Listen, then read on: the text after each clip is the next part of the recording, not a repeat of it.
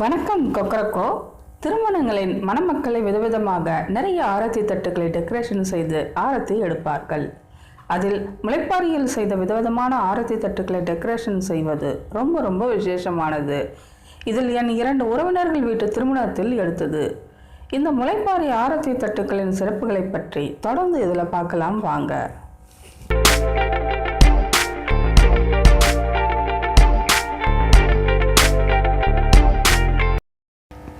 அங்கே ஆரத்தி தட்டுக்களோட முளைப்பாரியும் செஞ்சு வச்சு மண்டபத்தில் உள்ள கொலு போல் டிஸ்பிளே செஞ்சு வச்சுருந்தாங்க.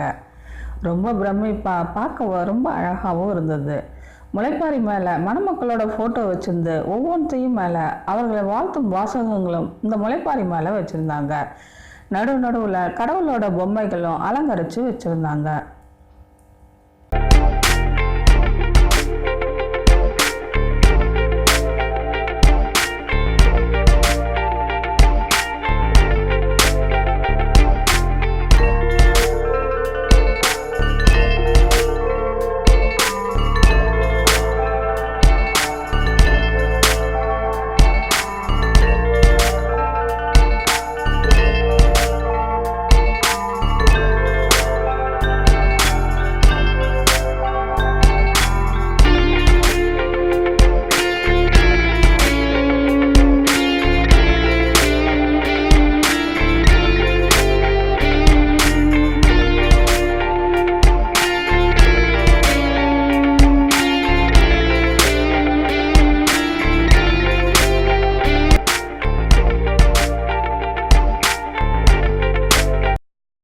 இந்த முளைப்பாரியில் நவதானியங்கள் விதைக்கப்பட்டு வளர்ந்தது இது.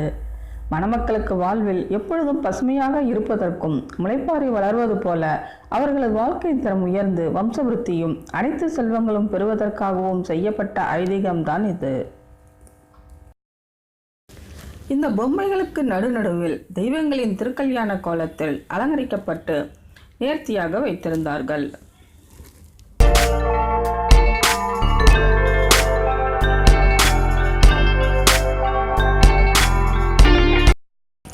என் கிராமத்து உறவினர் வீட்டு திருமணத்தில் வைக்கப்பட்ட முளைப்பாரி ஆரத்தி தட்டு தான் இது.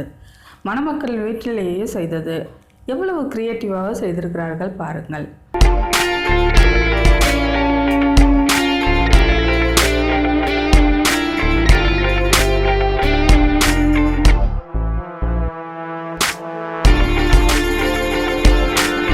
மணமக்களின் இனிஷியல் கூட முளைப்பாரியிலேயே செஞ்சு வச்சிருக்கிறாங்க. இது படர்ந்த மரங்களின் மேல் முட்டைகளை அடைக்காக்கும் குருவிகள். என்ன வியூவர்ஸ், நீங்களும் உங்களோட வீட்டு திருமண வைபவங்களில் உங்களோட கற்பனைக்கு ஏற்ற மாதிரி விதவிதமாக உங்களோட பட்ஜெட்டுக்கு ஏற்றாற் போல் இது போல் ஆரத்தி முளைப்பாரி தட்டுக்களை செஞ்சு திருமணத்திற்கு வந்து விருந்தினர்களை அசத்துங்க. நன்றி, வணக்கம்.